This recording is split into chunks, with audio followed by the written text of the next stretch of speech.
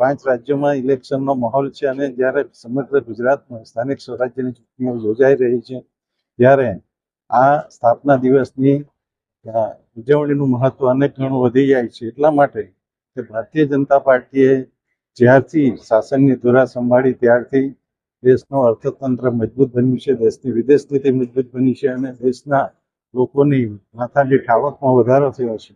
અને સાથે સાથે આ સમય દરમિયાન જ્યારે ઇઝરાયલ, ઈરાન અને અમેરિકા વચ્ચે યુદ્ધ ચાલી રહ્યું છે ત્યારે કોઈ પણ જીવ જરૂરી વસ્તુનો ભાવ, પછી ગેસ હોય કે પેટ્રોલ હોય કે ડીઝલ હોય, એમાં વધારો નથી થયો।